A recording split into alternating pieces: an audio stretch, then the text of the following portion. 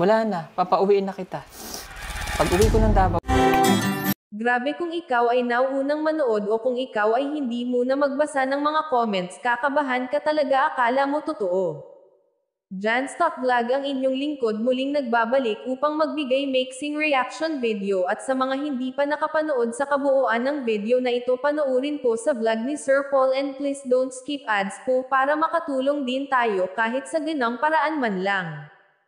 Grabe, magaling silang lahat umakting, pero lalo na si Mylene, feel na feel yung iyak at yung reaction naman ng mukha ni Sir Paul habang kinakausap, parang tago sa puso yung masasaktan ka sana na ganun siya magsalita kay Mylene, pero alam mong drama lang, lalo na noong lumuhad si Mylene. Pero alam nyo guys, kahit drama lang ito, may makukuha silang magandang asal at lalo pang mawawala ang hiya o lalawak ang kanilang pag-iisip o magiging open-minded sila.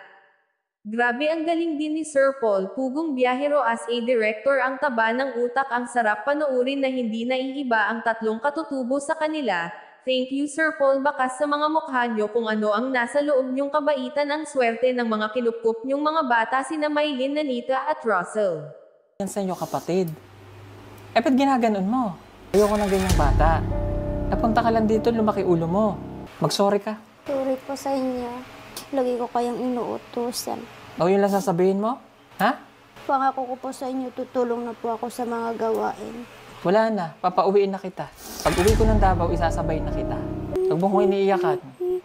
Nakakainis ka. Sorry po Daddy Paul, parang awa mo na, gusto ko po mag-aral. Wala na, sinayang mo lang. Uuwi ka na ng Davao. Parang awa mo na po. It's a